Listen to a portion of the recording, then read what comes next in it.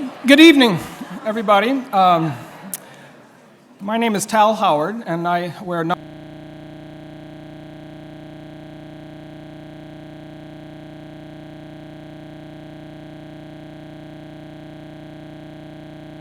and this will be our ninth annual debate, and this is the ninth cohort. Let me begin with a few introductions and some preliminary words by orientation, and then I'll step out of the way and let the two debate teams take over. But why don't I start by introducing the teams?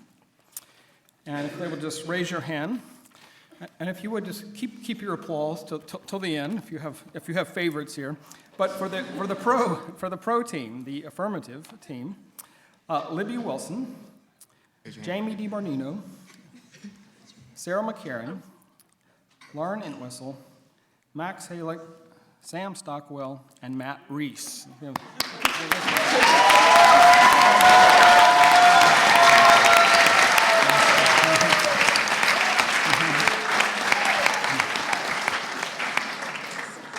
And for the negative case, the con team, Roland Griggs, Ian Isaac, Stephen Moll, Abigail Nash, Jessica Ray, Will Martin, and Chelsea Capes.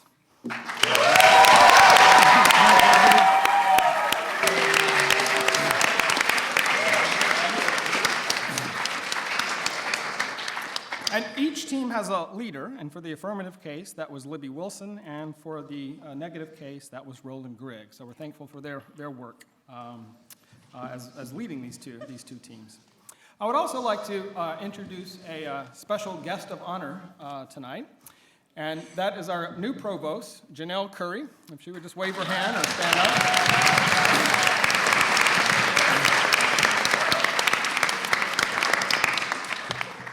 Being a provost at a college, I think, is one of the most difficult but necessary jobs, and so we're delighted to have her as a guest of honor. And at the vote we take at the end of this, in the unlikely chance, but still possible chance there's a tie, her vote will be the tiebreaker. Okay? And then finally, this doesn't happen. I mean, I'd like to think I do something, but it's really Ryan Groff that sets this up and makes everything happen. So let's give Ryan.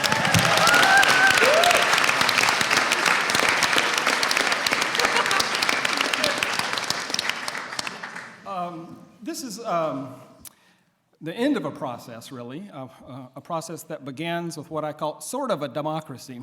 Students get to pick. They vote on a number of possible debate topics, and we usually choose one of the top 10. I think this year it was like number 4 or 5, but they have some input on what they want to, the topic they want to debate. I should say they're not experts in this topic, and they're not necessarily arguing for what they personally believe. But there is a chance, if you want to chat with them at a more personal level on symposium day. There's a symposium session where they get to sort of debrief, and you can see that on your symposium schedule. But it's completely student-owned and operated. Once the resolution is set up, they meet in their different groups to do research and prepare for the debate. So I have no idea what they're going to say tonight, so it's always a surprise and excitement for me to come out here as well. Very briefly, you can see on your sheet the format. There will be a sequence of statements by the respective teams and rebuttals.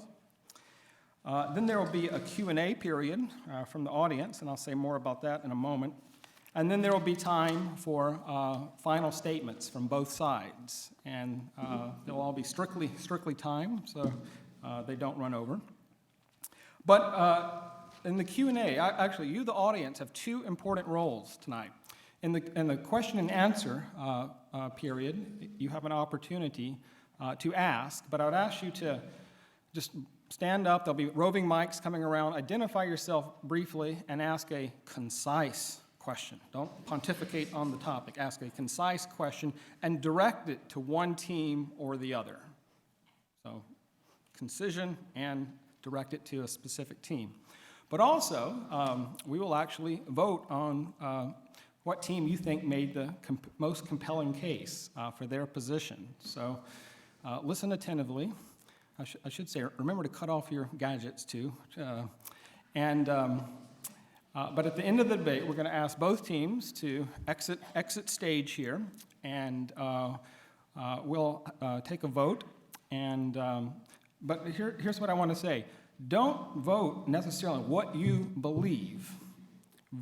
I'm asking you as an audience to try to step out of yourself, your convictions, and say, who made the most compelling case for their respective position? So even though your roommates might be up here, your boyfriends or girlfriends, all that has to go. You're alone with your conscience to vote on who made the most compelling case. And then last thing I'll say, and then I'll turn it over to them. The resolution is the debate penalty should be abolished. And the only 2 points of clarification I would give is that we're talking about the United States, so we're in a Western context, so we're talking about our government, state and federal, in the United States. And we're also talking about peacetime conditions. So we're not talking about military tribunals in a war zone. We're talking about our jurisprudence here and now. Should or should not there be a place for the death penalty? And with that, I will turn it over to the opening statement from the pro side.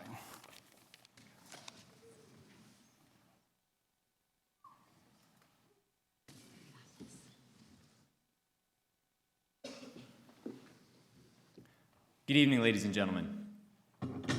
Justice is never advanced with the taking of a human life, and morality is never upheld by a legalized murder.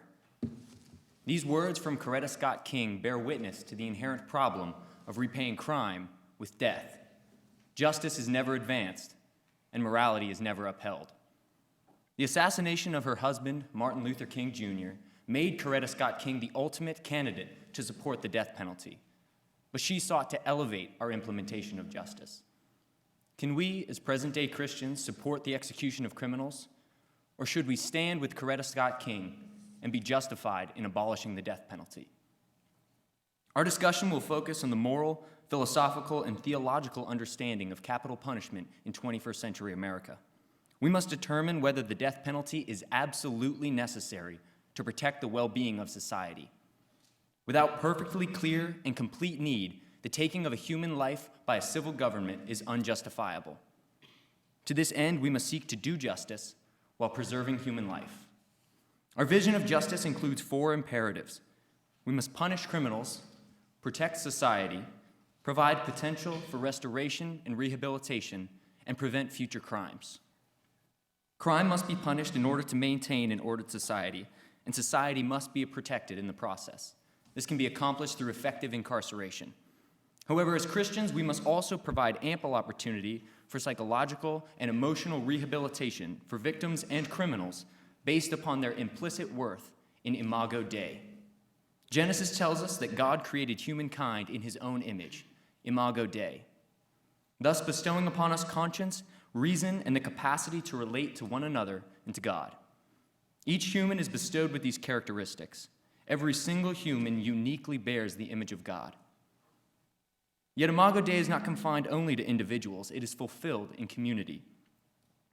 God speaks in Genesis 1:26, saying, "Let us make man in our image."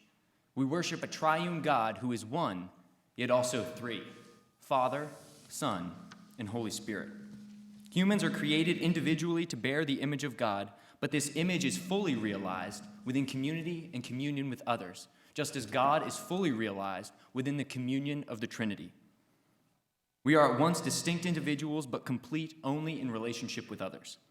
Any justice system must equally protect the image of God within each person, while also protecting the community at large. Even as we do not grant people the image of God, neither can we take it away. Therefore, each person bears worth because of his or her humanity. This worth must be valued in every single instance. Unfortunately, we're imperfect humans. We are finite and limited. As imperfect humans, we can never craft a perfect system or administer justice perfectly. Witness subjectivity, judge bias, and juror bias will always influence sentencing and conviction so long as humans are a part of the justice system.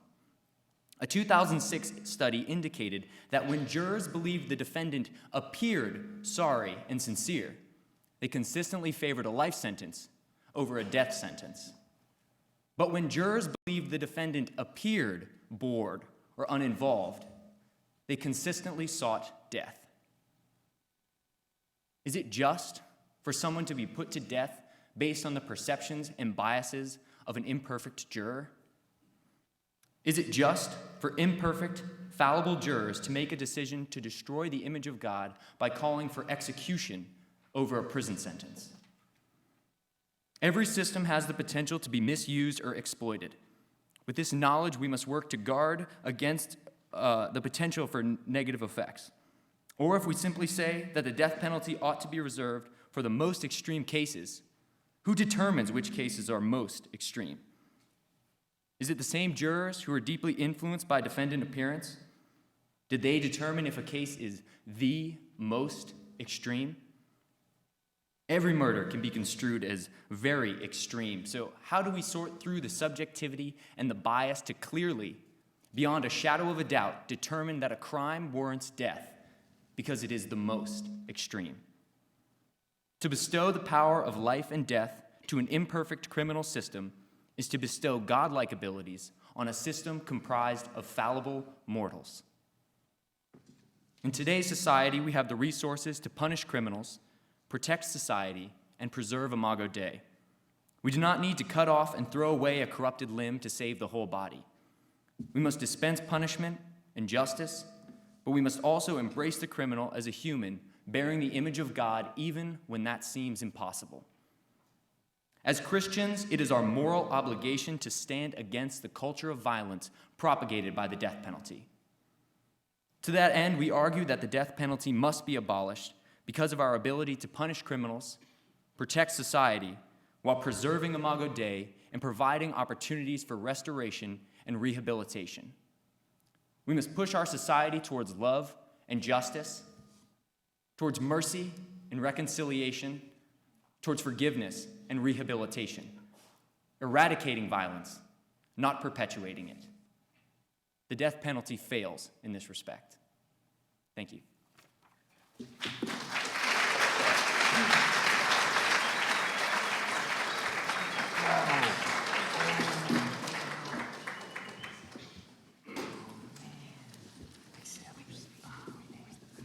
We'd like to thank the affirmative case for their work, but we'd also like to point out a few flaws in their argument.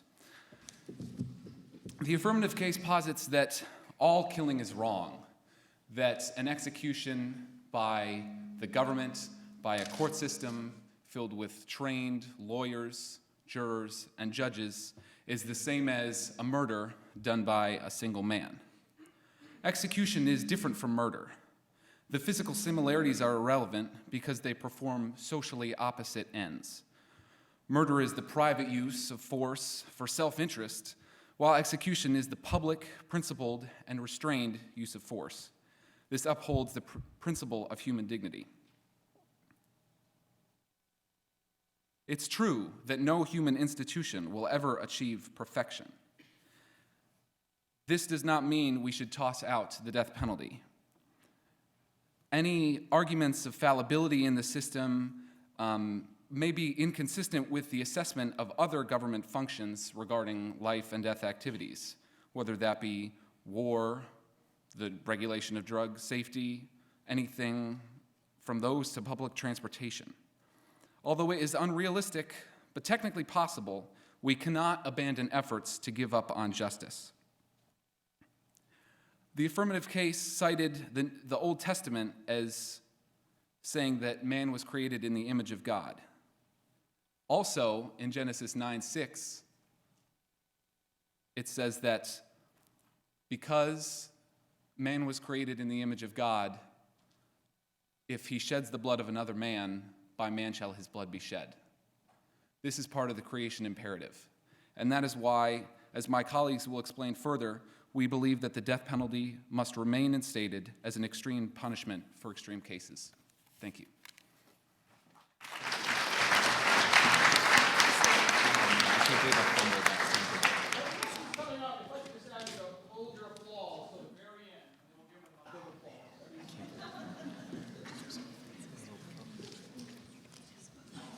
We, the negative case, believe that when a criminal commits a capital crime, the death penalty should remain a viable legal avenue. When we refer to a capital crime deserving of the death penalty, this indicates a criminal proven guilty, beyond a shadow of a doubt, of first-degree murder, where the aggravating evidence outweighs the mitigating evidence. Let's flesh this out. First-degree murder consists of a premeditated, exceedingly heinous crime that was committed by a rational individual. This aligns with the definition of first-degree murder in most states and the federal government. Aggravating evidence convicts murderers of their crimes and justifies the harshest punishment. Mitigating evidence, on the other hand, justifies mercy, outlining the criminal's past and offering insights into the reason behind that criminal's decision to kill. These factors may include exemptions for minors, the insane, those with mental handicaps, crimes of punishment, prior victims of abuse, etc. The death penalty is an extreme punishment for extreme cases, but why is it necessary? Murder is a heinous crime because it is an affront to the sanctity of human life. Life should be respected as a matter of principle, as a condition of existence. Because we are made in the image of God, and because life is so innately sacred, we must address murder appropriately. God explicitly commands mankind not to murder, for murder is an irrevocable crime that requires an irrevocable punishment. By abolishing the death penalty, we fail to preserve the sanctity of the community and the criminal. Other crimes warrant prison sentences, but murder has unrectifiable consequences. Some claim that we should sentence murderers to life in prison so they may work and repay their debt to the victim's family. But the life of a loved one can never be paid back in monetary value. A murderer can never heal a victim's family or community because death is an eternal reality. Few understand this reality better than William Petit, a resident of Cheshire, Connecticut. In 2010, William survived the home invasions of Stephen Hayes and Joshua Komisarjevsky. His family was not so fortunate. According to a report from the Connecticut General Assembly, both Hayes and Komisarjevsky had recently been released from prison on parole when they decided to follow Jennifer Petit and her two daughters back home from the grocery store. Hayes and Komisarjevsky forced Jennifer to withdraw money from an ATM, and then they raped and strangled her. They beat William and bound him in the basement. They sexually assaulted William's daughter, Michaela, tied both girls to their beds, and then set the house on fire. The girls burned to death inside. William, who was unconscious for most of the 7-hour ordeal, escaped from the house shortly before the fire was set and sought help from a neighbor. Police arrested Hayes and Komisarjevsky as they fled the burning home in one of the Petit's vehicles. 2 years after this incident, Connecticut abolished the death penalty. How should we respond to this case? Do you believe that the justice system should rehabilitate Hayes and Komisarjevsky? Do you believe restitution or compensation to William meets the demands of justice? We must select an appropriate punishment for this crime, and when no possible punishment will rectify such villainy, the only thing the court can uphold is the divine prerogative of human life, that murder is a crime which society will not condone. To be clear, we do not render the death penalty for every homicide, or even for most homicides. We only render it in the most serious cases of first-degree murder. In a perfect world, the death penalty would not be necessary. Lethal force is not a part of God's original plan for creation, yet it is to be acknowledged as a post-fall reality that can be used to either promote good or evil. Take war, for example. When a state with proper authority goes to war to restore peace and prevent the destruction of innocent life, it serves a just cause. In the same way, the state must occasionally go to war against a murderer to restore peace to a society and prevent killers from murdering again. Just as a state uses war to promote good, it may also use the death penalty to serve just ends. If we consider war an unfortunate but necessary action in particular circumstances, then we should also regard the death penalty as an unfortunate but necessary measure. Keep in mind that the death penalty is not for individual use, but a solemn task reserved for the state in its pursuit of justice. Now, the affirmative case may claim that the death penalty is equivalent to murder. How can two wrongs make a right, they might ask? But by assuming the death penalty and murder are equal, they suggest that all killing is morally wrong, regardless of what the murderer has done. Execution and murder serve socially opposite ends. Therefore, their physical similarities are irrelevant. Execution of convicted murderers corrects a breach in the social order that murderers create themselves. We do not use the death penalty to institutionalize vengeance or retribution. Rather, we use the death penalty to prevent retribution and vengeance killings. The inadequacies of the justice system ought to be reformed, but we must not ignore the ethical principle of justice in the process of reforming the system. For the ethical principle that undergirds the death penalty is ultimately what this debate concerns. Thank you.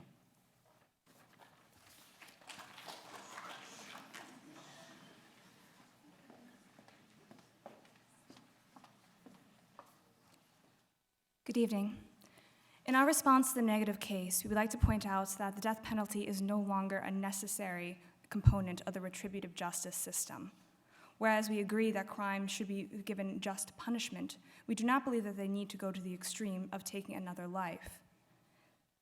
The opposition has mentioned that all killing is not necessarily wrong, but we would like to mention that justice misappropriated is in fact murder, and that is why we avoid it so carefully. We would like to also point out that if we use retribution as punishment for punishment's sake, then we have, in fact, entered into the domain of vengeance.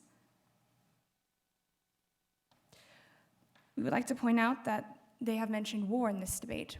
War is outside the scope of this debate, as we are discussing criminal law in the peacetime American society.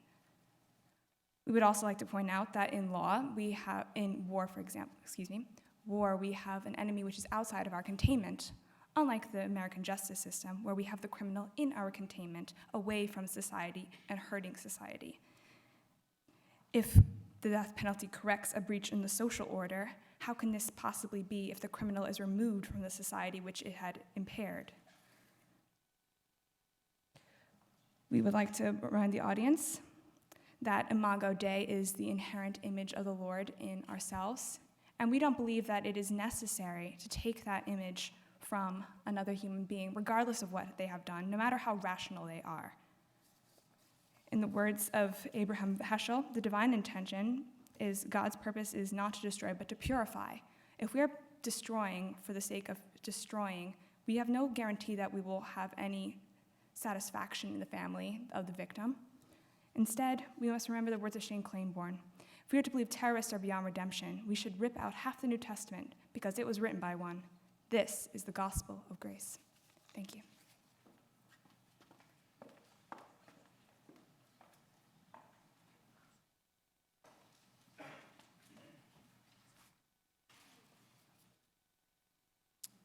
Good evening. We'd like to start by thanking the Conside for their arguments and to thank the audience for your presence in our debate. To remind those gathered, our view of justice stems from our nature as creation in the image of our Creator, the biblical concept of imago Dei, one we have a moral obligation to uphold by punishing the offender, protecting society, providing potential for restoration, and preventing future crime, all for the imperative of preserving the image of God. The death penalty falls short of achieving all these roles of justice, fails to do holistic justice. We by no means undercut the importance of retributive justice, punishing the criminal, which occurs within a life without parole structure, and would be further emphasized in a reformed prison system, which is our suggested alternative to the death penalty. We'd like to expand on deterrence, the prevention of future crimes, which is crucial for the safety of the community. As Christians, it is our moral obligation to pursue the most effective deterrent. We cannot perpetuate a culture of violence. The evidence indicates that the death penalty does not deter future violence. On average, the states with the death penalty have higher murder rates than those without. One can argue that geographical location is an sufficient indicator. Those states might retain the death penalty for their proportionally more murderous inhabitants. To get an opinion from the experts, 500 police chiefs were surveyed, and the death penalty was last on their list of concerns. more important for the prevention of crime was working against child abuse and creating programs for the mentally ill. Only 2% believed that the death penalty should be advanced in order to prevent crime. A University of Colorado survey of criminology experts across the country found that 88% believe that the death penalty is not an effective deterrent to crime. The pressure to abolish the death penalty continues on an international scale.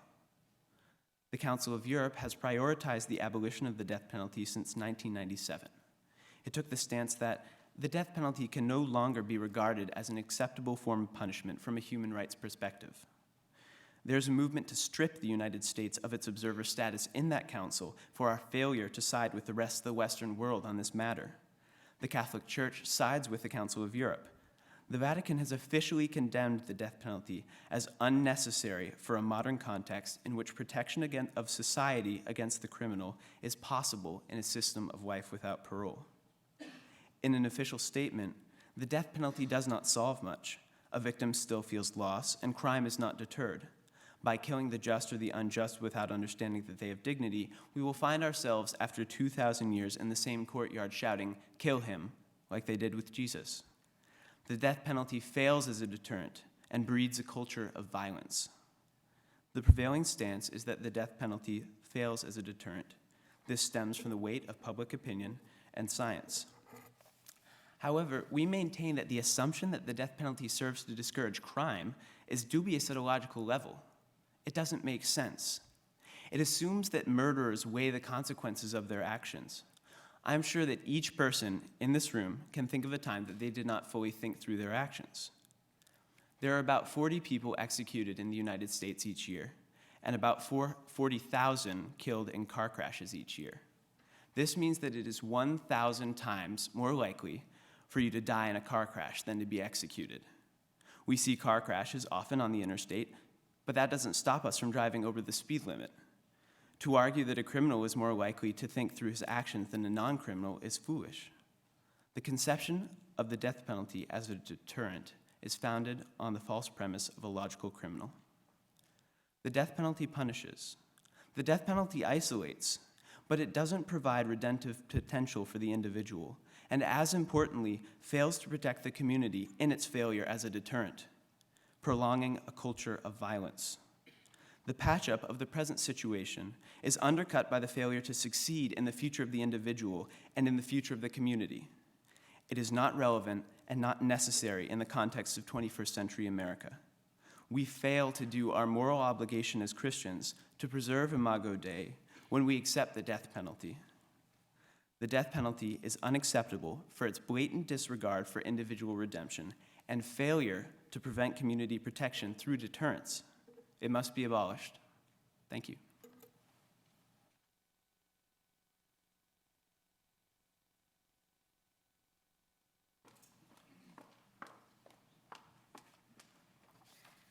Thank you, Max.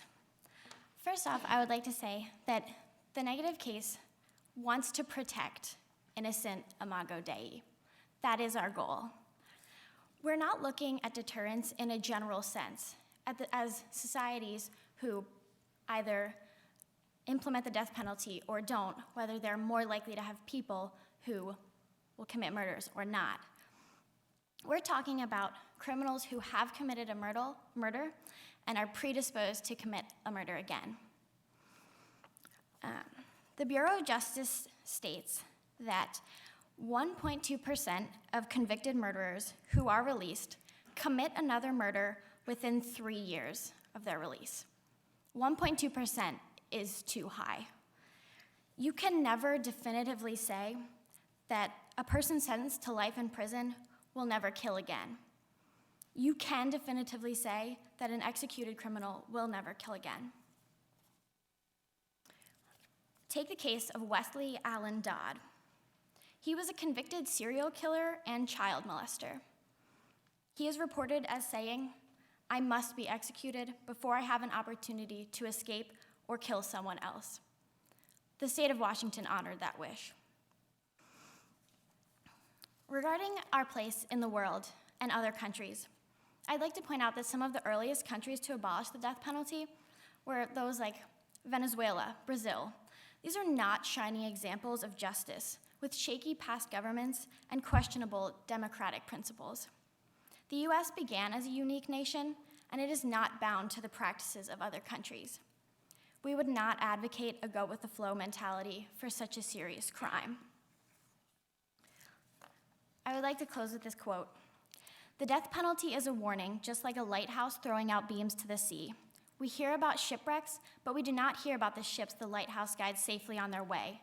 We do not have proof of the number of ships it saves, but we do not tear the lighthouse down." Thank you.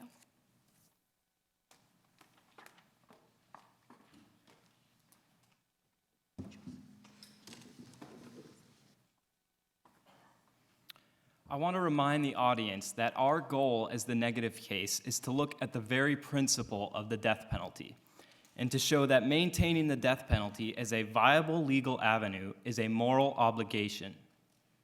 Though issues regarding economics as well as shortcomings of the system may demand our attention, our argument is based on that of deontological reasoning, or how the act of executing a criminal, and not necessarily the consequences of the act, is in some cases a warranted and justifiable aspect of criminal law. Now, before delving into the principle of the death penalty, I want to emphasize how the state is given exclusive authority over such matters. The New Testament does not speak directly on the issue of capital punishment, but Paul emphasizes the authority of the state in Romans 13. While the affirmative team says that humans are too imperfect and too fallible, Romans 13 states that the one in authority is God's servant for your good. But if you do wrong, be afraid, for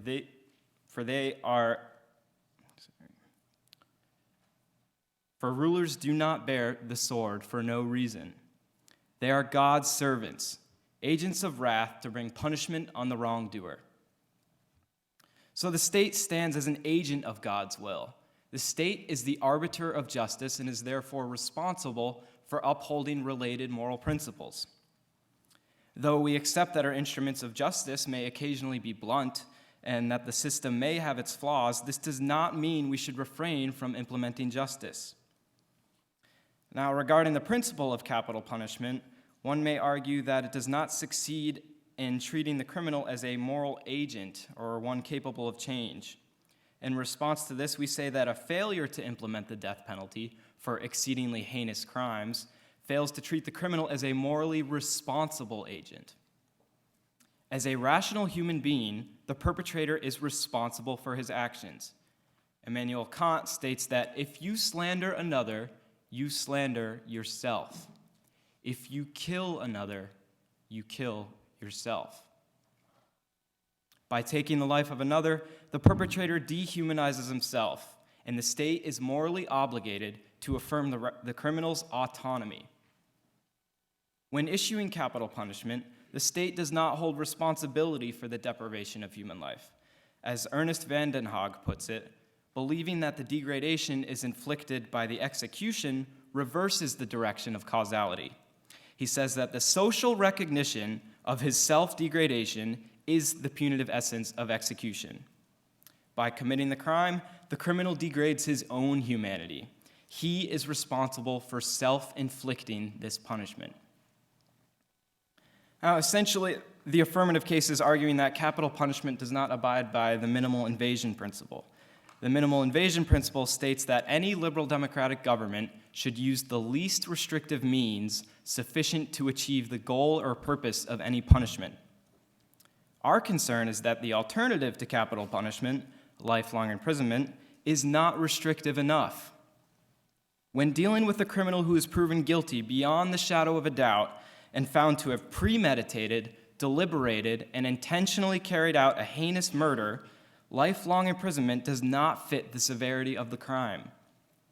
We consider the death penalty to be the least restrictive means that addresses the criminal's destruction of sacred and innocent life. It does not follow, however, that every murder case requires the death penalty. If the perpetrator cannot be accused of rationally committing first-degree murder, that is, by using the faculty of reason or exercising sound judgment, then he should not be put to death. There may be mitigating evidence from the criminal's background, proving him incapable of acting rationally. If the court finds the mitigating evidence to heavily outweigh the aggravating evidence, then the court should issue a sentence less severe than capital punishment. Mitigating evidence allows for mitigated punishment. But the death penalty should be an option for only the most heinous crimes. It should not be completely abolished. It must remain a viable legal avenue for any governing authority in a liberal democratic society.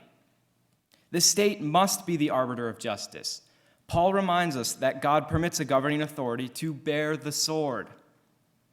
Though this sword should be used sparingly, it should not be neglected entirely.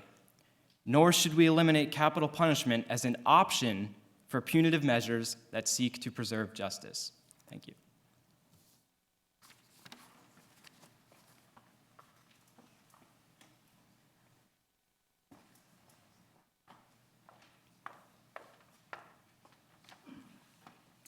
I'd like to thank the negative team for their argument.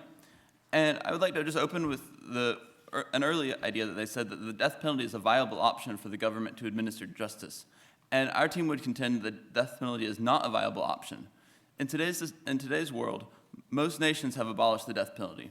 In fact, the United States is the only Western civilized nation that still upholds the death penalty and uses it fourth most in the nation, behind China, North Korea, and Saudi Arabia, I believe. But our view of justice is holistic enough to encompass a restorative and a preventative means of justice that transcends mere vengeance of retribution. Kant's quote that a murderer murders himself is in a sense fitting, because to murder, is that not a scarring effect for a criminal? However, even if the United States does have the legal right to the death penalty, which it uses, this doesn't make it a moral right. We need to remember that human fallibility and juror bias in terms of racism and emotional appeal. We must consider the effect that pathos has on human emotion. We are so easily swayed in anger, we often forget the humanity of the people in front of us. If there is a chance, regardless of how slight or significant, that an innocent might suffer wrongly, we ought not impose the death penalty on any to protect the innocent from this wicked act of injustice.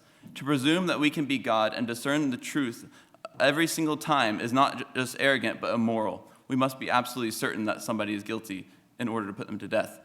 Our opponents would respond that numbers show greater accuracy in distinguishing guilt, but human fallibility persists in instrumentation and continues in data analysis. Though we may someday be very accurate, even if one person is wrongfully put to death, be it 1 in 1,000 or 1 in 1,000,000, that single human being silently cries out injustice from the grave. Let us speak up for those who cannot speak for themselves. Let us defend the right of the poor and needy. Let us speak and judge fairly and defend the rights of the destitute. Thank you.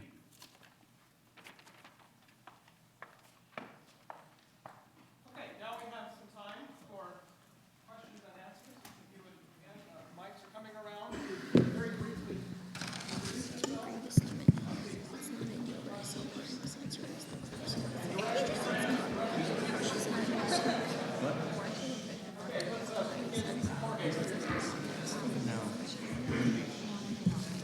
Hi, I'm Jorge. This is for you guys. I was wondering with this point about Romans 13 and the question about the state admitting authority or having authority, presumably divined or providence by God. What happens when the state is unjust, as in when they allowed slavery to happen for several hundred years? Doesn't that prove also the fallibility of the state, and doesn't the necessity for justice perpetuate individuals to look at the state as also a fallible institution?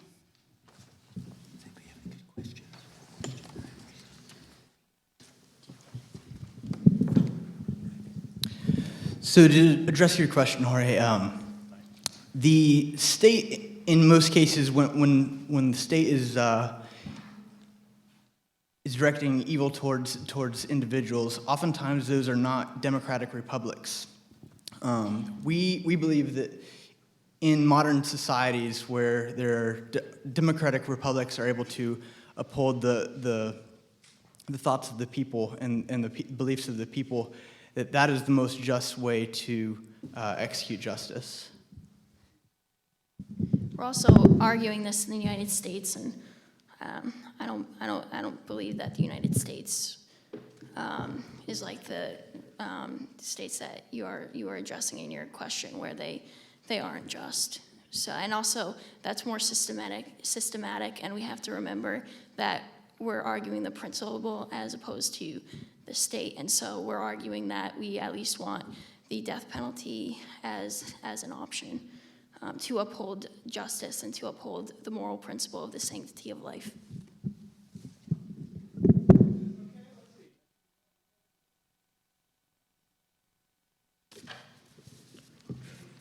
Hi, I'm Jack Henke. I have a question for the affirmative case. So we have precisely one instance of a divinely inspired legal code, and that legal code includes the death penalty as an option for the fallible humans who administer the state to use in cases of murder. How would you address that?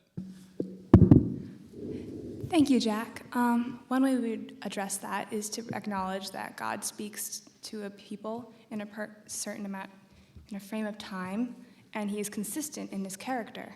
And we would think that the overall narrative of the Bible portrays God as not being retributive for vengeance's sake alone, but as a restoring, purifying agent. And we believe that in this instance, the death penalty is not restoring, and we believe that when that law was given, then it was addressing a people where we had an issue where, say, 10 people would be killed for one. This way, it was closer to one person to one, lex talionis, eye for eye. So with this general arc, we see that we no longer need this in order to protect the common good, so we shouldn't use it. We should err on the side of mercy in this case.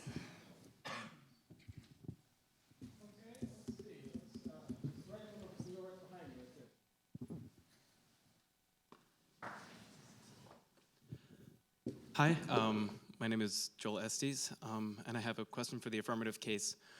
I was wondering, wouldn't complete abolition of the death penalty in some cases encourage criminals who now know that they legally cannot be killed, especially if they are in a position where maybe they're only thinking about the self-preservation of their life? Thank you.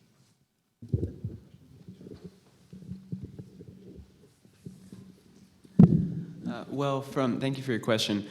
From the data that we've researched, we find that countries without the death penalty have consistently lower crime rates. So it would seem to indicate that those countries aren't hurt by taking away the death penalty, but rather profit in that the criminals do not commit further crimes as likely.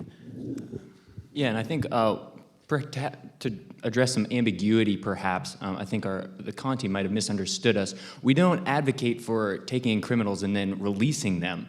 That by no means is our position. We would like prison reform that serves to deter crime more effectively than the death penalty, which statistical show don't quite do that effectively.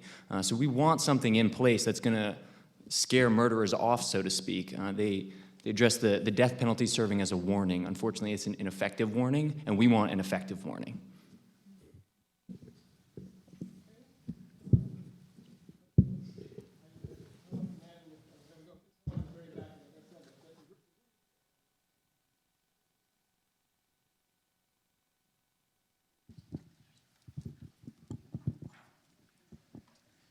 Hi, this is for the affirmative side.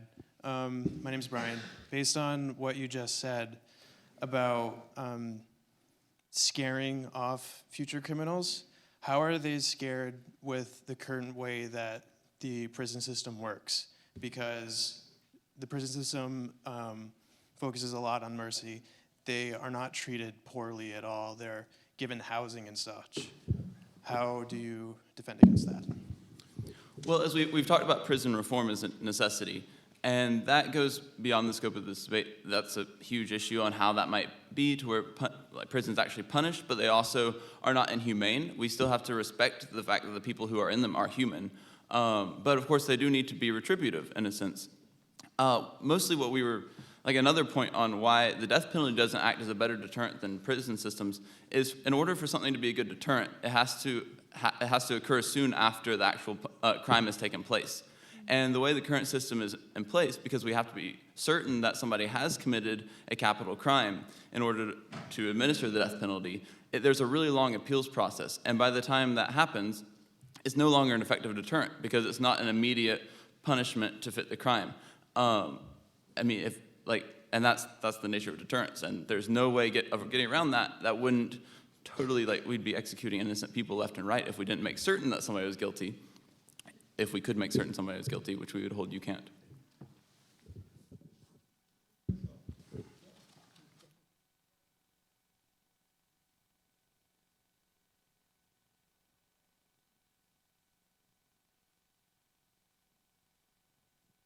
Hi, my name is Dawn. I have a question also for the affirmative case. Sorry about that. The next question will go to It seems like a lot of the problems on both sides are more of like the implications rather than the ideal. So I was just wondering if you had like an ideal thought experiment where you had like a war criminal in prison, and like you talked about having like a logical criminal. So if you had someone that like would undoubtedly lead to a violent insurrection, like don't you think that there's a time and a place to act violently to like kind of for the greater good utilitarian argument? Thanks.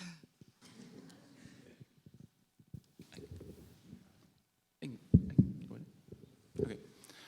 Well, we have talked about how we're talking about in a peacetime 21st century American environment. So we're talking about criminal law in civil society, not a military tribunal or military law or international law. It's very specific to our American society and how we deal with criminals within that society. Like in instances of war or terrorism, that would be a different issue on just like the international human rights and does the death penalty have a place in that? And that's, I mean, that would also be tied into just war theory, which is a whole other topic that's massive and the use of, the other team referenced the sword at one point, that's biblical, and we read that's a reference to the state has the responsibility to protect society. And that looks appropriate in different ways depending on the situation. So in criminal law, we don't think protecting the society it involves execution or the death penalty. It involves prison, fines, like regardless, like you get a speeding ticket, whatever. While in a war situation, you go to war, people die, and so that's part of that. And the state has the right to have a military and to use its military in order to protect society, but that's a different role of the state. question for the cons side. Well, go ahead. You have a privileged position right there. So this one is for the con side. My name's Trevor, by the way. So in the beginning, you guys were talking about a justice perspective and a morality perspective. I'd like to come back to that briefly. So biblically, our two highest imperatives are to love God and to love our neighbors as ourselves. So which better follows the call to love your neighbor, execution or mercy?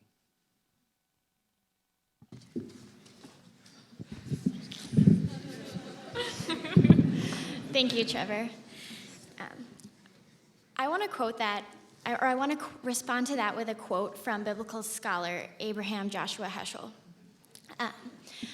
There is a limit at which forbearance ceases to be a blessing. Forgiveness is neither absolute nor unconditional. We may forgive the criminal. Is it right to forgive the crime?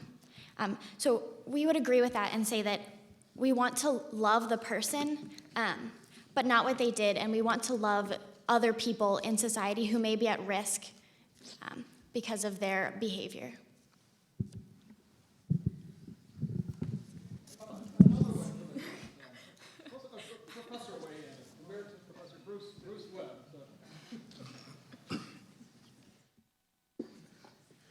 Yes, Bruce Webb, for the con side. I'm wondering about the disproportionate application of the death penalty to African Americans, particularly in the United States, and given the inevitable bias of jurors in this respect, how can you justify continuing the death penalty in this case? We want to note that capital criminals, the pool there has never been a perfect cross-section of America. For instance, no one is surprised to find more 20-year-olds than 60-year-olds in this pool. But more importantly, if capital punishment is moral in itself, which we would submit, no distribution among those who deserve the death penalty could make it moral. Improper distribution cannot affect the quality of what is distributed, and we believe the court system to be an adequate judge of that.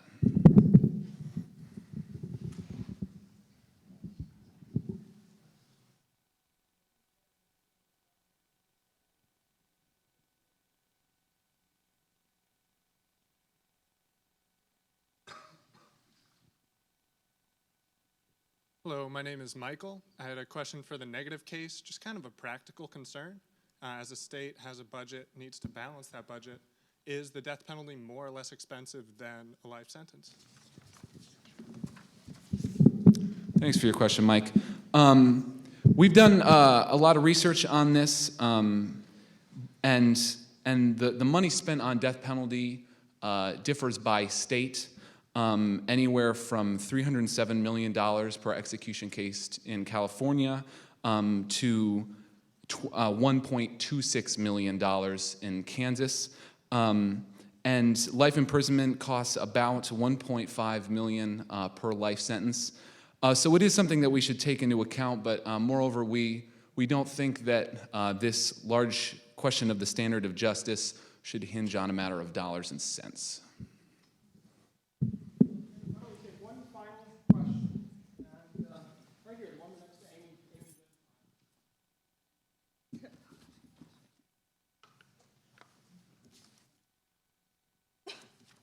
Hi, I'm Elizabeth. So this is for the affirmative case, and you appealed a lot to Imago Dei, which clearly as a Muslim I don't agree with, but that aside, you know, we do see, like Jack pointed out in the Old Testament in Numbers 35, you know, God does at one point assign the death penalty. So it can't be an immoral thing because he would never have assigned it, even if it was specifically for those people, it can't be immoral.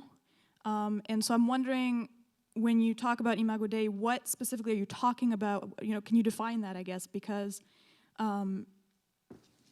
doesn't somebody who commits such a horrific crime, like in the Petit case that they reference, doesn't that take away Imago Dei from them? I mean, how can somebody who commits something like that be in the image of God who is holy? So what's the definition of Imago Dei? Is it a physical appearance? Is it your actions? What is it that you're appealing to?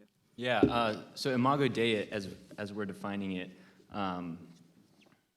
Imago Dei, as we're defining it, is conscience, reason, an appeal to not sort of necessarily a physical appearance to God as he's immaterial, but sort of our inner being, conscience within that. And then, so the second part, the first part of your question, you addressed the fact that it's administered in the Old Testament. So within that, there's a quote from, this is Heschel, correct? From Abraham Heschel. And just sort of, again, looking at the narrative arc. So Jamie also addressed the necessity to protect a people. And that within the Old Testament, the way to protect the Israelites as they're traveling through the desert for 40 years, oftentimes that protection must take place. And the only way to remove a person from that society, at that time, it's death. But we have the opportunity and the capacity and the resources to just remove that person while maintaining their life. And in terms of just sort of the narrative arc of the whole of the Old Testament, Heschel writes, "The divine intention, according to the prophets, is not primarily retributive, to impose penalty in consequence of wrongdoing, but rather deterrent, to discourage transgression by fear of punishment, and reformatory, to repair, to refine, to make pure by affliction." In that God's intent in establishing this is saying, I would like you as your God, to you people, to pursue a higher standard of living, and that it's purification. It's not death for death's sake. It's death that serves as a deterrent to purify a people. And death penalty, unfortunately, in our current society, fails to do that. Okay, we have time now for the teams to ask for another question. So since you were just asked, we'll have the opportunity to just answer the co-team. Anything you guys would like to do? We're going first? Yes. Okay. Sort of staying with the theme of Imago Dei and retention of Imago Dei and losing Imago Dei, we have no clear theological evidence that determines that one can forfeit their status as a human, that one can actually dehumanize themselves. So how do we, when putting criminals to death, walk the line between necessarily dehumanizing criminals to appease our own conscience and executing another human being in good conscience?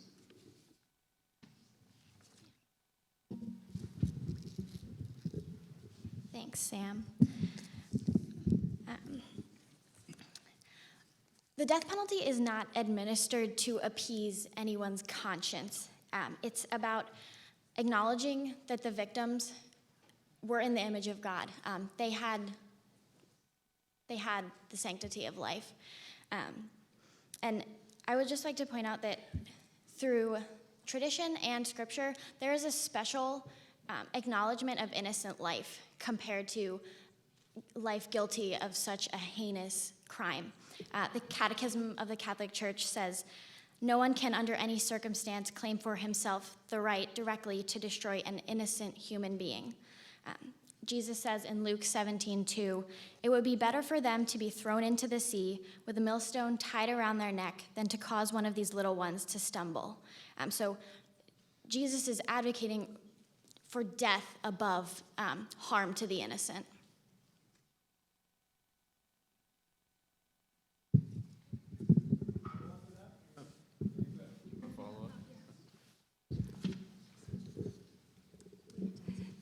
Thank you, Chelsea. We just have one quick comment. We'd like to point out that we really don't have a very strict idea of what is heinous.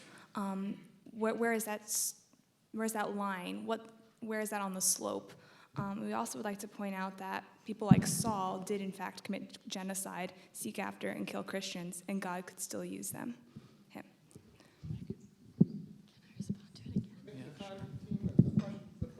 Can I respond and then ask a question? Okay.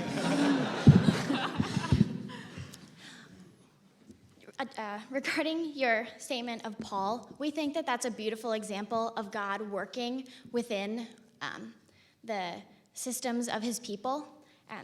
Not every criminal is executed, and Paul's life was preserved, but we can't base law on a difficult or rare case. And we would leave the determination of heinous up to the courts on a case-by-case basis. I have a two-part question for you guys. The first is just a clarifying question. Just need a simple yes or no answer. And then I have a follow-up question. So in your opening statement, you argued that a governing authority must protect society, but it should never execute a guilty criminal under any circumstances. And then in your follow-up statement, you argued that we must prevent a future crime. Is this correct? Yes. Okay, thank you. Then by arguing that the death penalty should be abolished, you argue an absolute. But consider the following situation. Evidence shows that a man is guilty of committing first-degree murder. As he awaits the court's sentencing, the man continuously threatens to kill guards and other inmates. Even after being locked in solitary confinement, he manages to escape long enough to assault a detention officer. Assuming the man acted rationally when he committed murder, and the aggravating evidence far outweighs the mitigating evidence, how do you justify keeping the man alive when he poses such an immediate threat to innocent lives?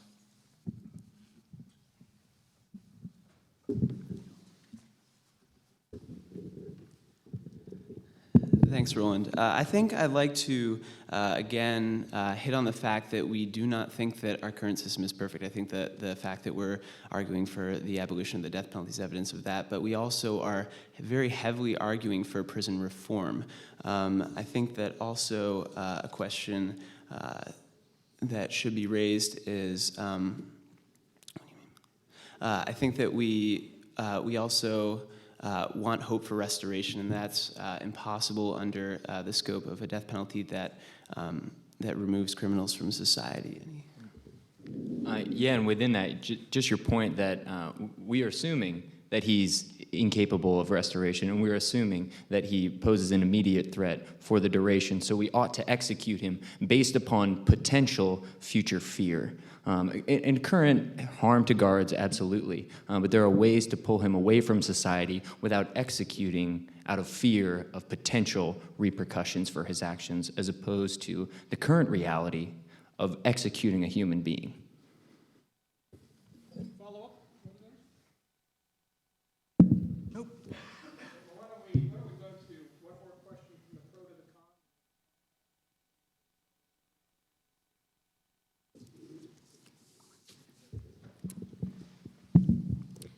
Our question to the con team is, how do you regulate the process of deciding who dies and who doesn't?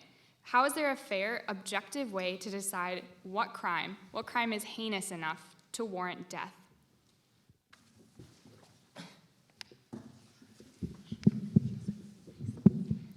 Thank you, Lauren. We want to cite that the Supreme Court has upheld the death penalty as a viable legal option. They've determined that we are able, as a society, as a criminal justice system, to figure out who deserves the crime based on the evidence, based on the mitigating and aggravating factors. They even abolished the death penalty in 1972 because the arbitrariness and unpredictability of the sentences at that time. Once reform happened, they reinstated it in Gregg v. Georgia in 1976.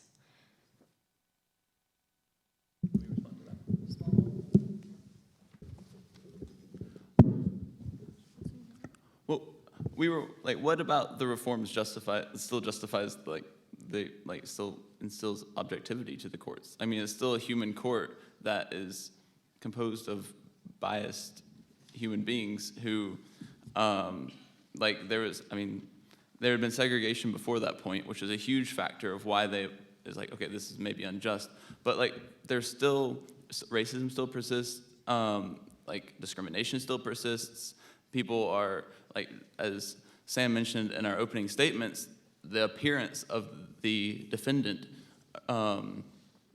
it has a huge effect on how the courts weigh one way or the other. So what about even a reform, which hopefully helped, but it can't be absolute.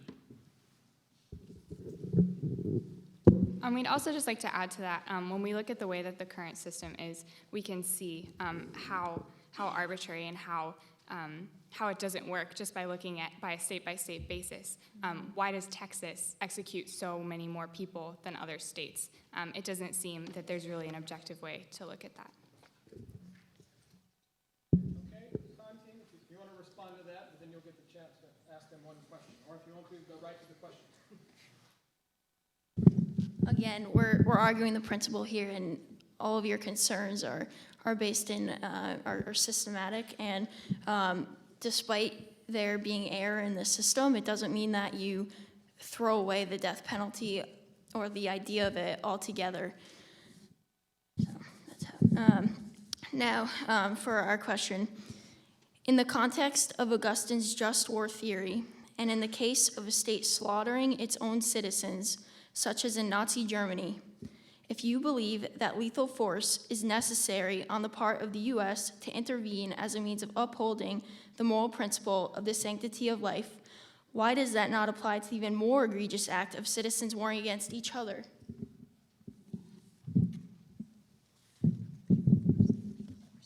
I think the big distinction to draw there, which Jamie drew excellently in her rebuttal, is that we have criminals contained within the United States. We can arrest criminals and put them in prison. We cannot go and arrest every member of Nazi Germany, unfortunately. So there's a big difference between going to war with another country and protecting the criminals who we have in our own society. And if I could add on to that, Germany has abolished the death penalty. Germany, whose history has included what many consider to be the worst criminal in the history of humanity, and they have seen fit to throw it away completely. Okay, let's go to the final statements now. I'm going to statement first from the pro side, and then conclude the statement from the con side.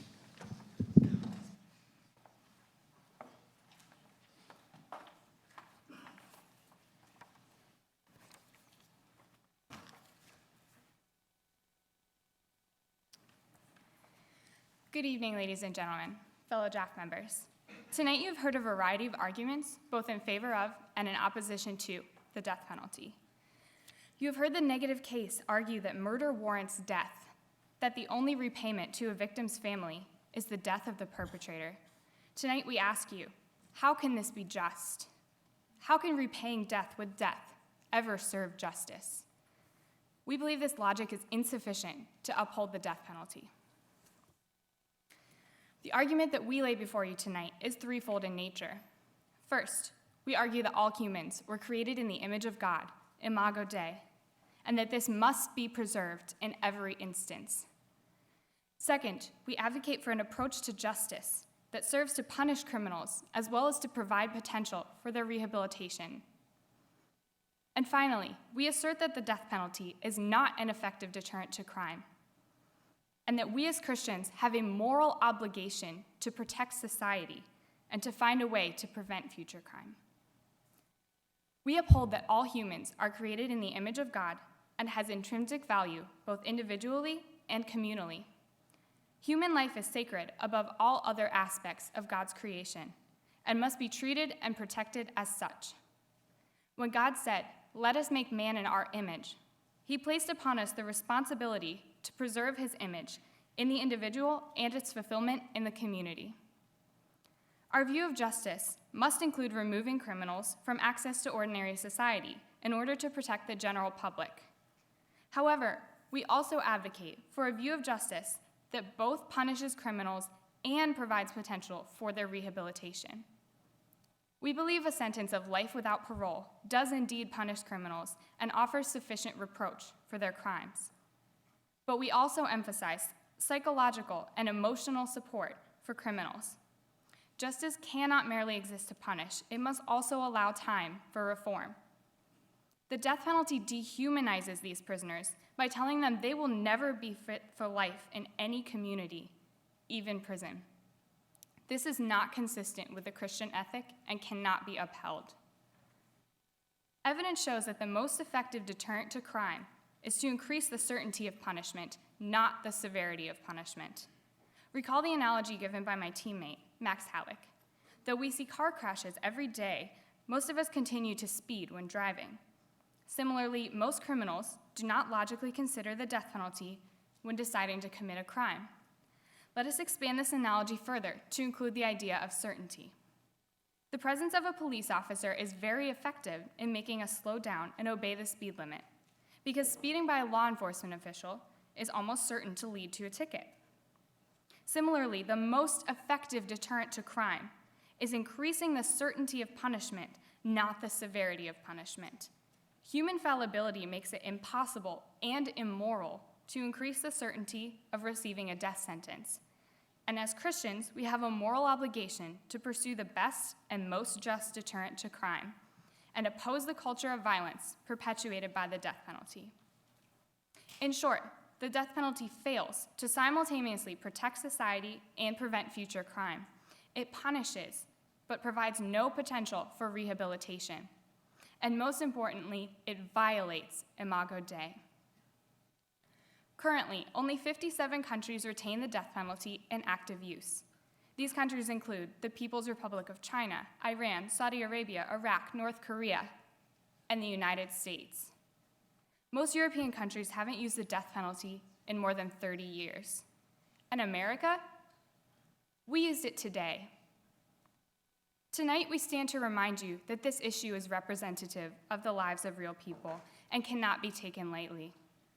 We do not treat this matter as a mere political or philosophical disagreement, but a societal issue that demands our attention and our respect.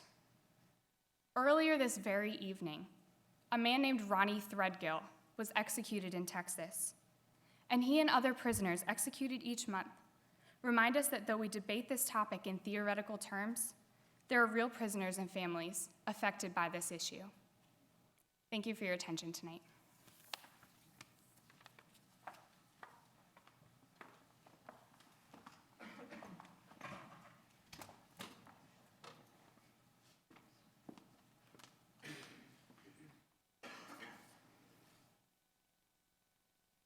We disagree with the resolution that the death penalty should be abolished.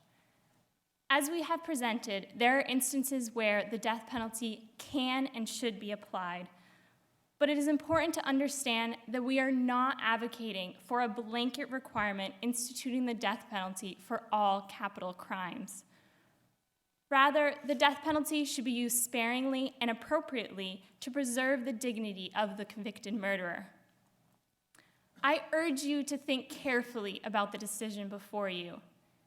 If you abolish the death penalty, you leave no room for the possibility to choose the punishment the criminal deserves. It is important to remember that the natural order of man, understood by theological, philosophical, and moral ideas, allows for the existence of the death penalty. Genesis 9:6 states, "Whosoever sheds the blood of man, by man shall his blood be shed, for God made man in his own image." The principle of creational order transcends all time. Since the life of a human is sacred, when a rational person intentionally murders another human being, they forfeit their life to live. To punish a rational criminal otherwise is immoral and does not respect the gravity of their offense. When a criminal contemplates murdering another human being, he weighs the expected benefits against the expected costs. In the moment or prior to the moment when postulating a plan, the murderer decides that the action is worth the cost. Once the action is committed, the only punishment that treats the criminal as a rational human being is death. Other substitutes are not adequate because they do not treat the murderer as a free moral agent who is able to control his destiny for ill or for good. To abolish the death penalty is to reject that the murderer is responsible for his actions. For once the murderer decides to take the life of another, he puts his own life in jeopardy. We believe that a person who is guilty of murdering with malice aforethought should be put to death. However, we understand that there are many aggravating and mitigating factors that the court must take into account during the trial. In Lockett versus Ohio, the Supreme Court upholds the death penalty and specifies that it should be imposed when the defendant is found guilty of aggravated murder, unless the nature and circumstances of the offense and the history of character and condition of the offender reveals evidence that may incline the court to give a lesser sentence. Some of these factors include if the crime was committed in the heat of the moment or if the offense was the product of the offender's mental deficiency. With the acknowledgement that the criminal justice system is not perfect, we advocate heavily that both the evidence convicting the criminal and the evidence justifying the imposition of an alternative sentence should be used in the courtroom on a case-by-case basis. If the court doubts that the criminal rationally committed murder with malice aforethought, the court may show mercy. But if the criminal did indeed rationally commit the murder, the court should not withhold punishment. We believe that it is better to maintain the death penalty and not use it than to abolish it and need it. Consider again the murder case presented by Ian in the opening statement. Put yourself in the position of the murderers rationally and purposefully murdering the Petit family. Imagine, you are the one driving to their home.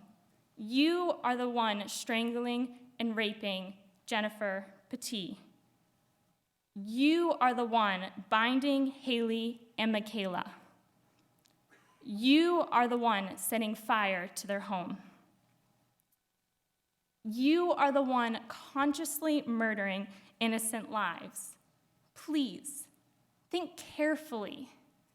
Do you deserve the death penalty? It is for these reasons stated that we believe the option of convicting a murderer to death should not be abolished, because there are instances where justice requires the punishment of death. Thank you.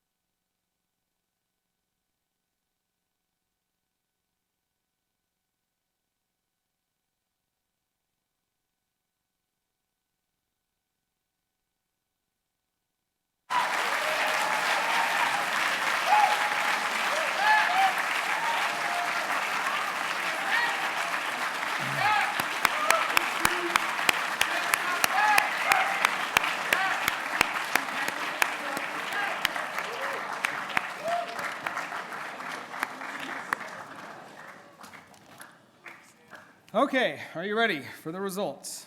By a vote of 139 to 100, the pro team wins the debate this evening.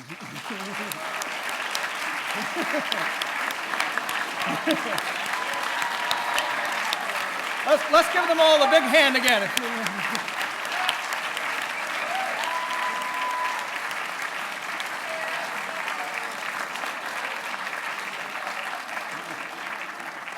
I know they put a lot of work into this, and I know they're relieved that it's done, probably.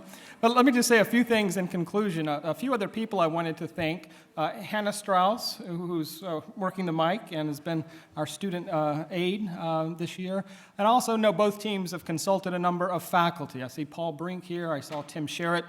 There might be others, but we thank you for your assistance. And Bruce Webb, perhaps? No. Thank you for your help as well. This is one of the activities in the Jerusalem and Athens Forum, and I hope some of you students out there would be encouraged by this to apply for the program. Almost invariably, students in it say that this is one thing they were a little questionable about, but once they've actually gone through the process, usually they remember it very fondly. And finally, I would say that the JAF, Jerusalem and Athens Forum, called JAF around here, is part of the Center for Faith and Inquiry. And what we do, in addition to housing the honors program, are a number of speakers and conferences and symposia and other events. If you're from off campus, there's some cards upstairs, and you're welcome just to put your name and your email address on them, so you'll be on our mailing list. We won't inundate you with emails, but we will let you know some of the good things that are going on here at Gordon. So thanks very much for your attendance, and let's give them all a hand again.